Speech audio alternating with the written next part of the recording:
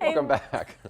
Go ahead, Shane. Hey, I just wanted to introduce Mariefiebach. She's with Feed Your Family tonight, and of course, as many good meals as she's shown us how to do, sometimes we need a great side meal too, and that is what you're here to help us with today, Marie. That's right. Today we're making a side dish that's super easy. You can make it in the microwave. I also have Instant Pot directions up on my website, but really it takes about the same amount of time, and it starts with just plain white rice. Now you can see I have this in a colander because you want to rinse your rice under water before you cook it. Rinsing the rice gets the excess starch off of it. It keeps it from clumping, and it makes it have a better texture when it cooks. So I've rinsed this rice, and to that rice, that's 2 cups of just plain white rice, I'm going to add a half a cup of tomato sauce, which is a half of a can, half one of those little cans of tomato sauce, and then 2 teaspoons of coarse sea salt. If you're using table salt and not this coarse salt, you really only want 1.5 teaspoons because it's denser and it'll be too salty. And then this is 1 tablespoon of my taco mix. This taco mix recipe is in my cookbook for my big batch taco meat. I make it and I keep it in bulk, and I can just pull a tablespoon out at a time to make this Mexican rice. And then I add 2.5 cups of water. And that is all that goes into this. You microwave it on high for about 10 minutes until the water gets really boiling, and then on 50% power for another 10 minutes.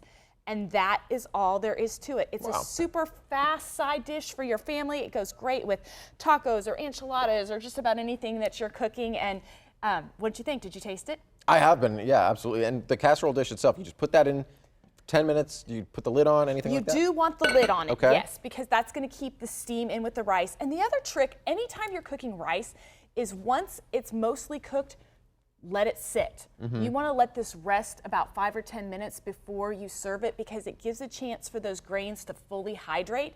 And so that's my big tip with rice. Now today I also have all sorts of other tips. I was telling you before that we are going to be starting the 5-day meal planning challenge, and it's not too late to join. It's free at feedyourfamilytonight.com/5day.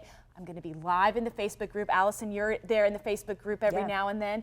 I'm going to be giving tips on how to use the master meal planning sheet today with printables, and I would love to have you all join me there to get your game up for fall. It's the day after Labor Day, and we're ready to kind of get organized. You guys feel it? Like it feels like, okay, fall's here now. Summer's over. Who can benefit from this 5-day challenge that you're doing? What types of people do you kind of want involved with this?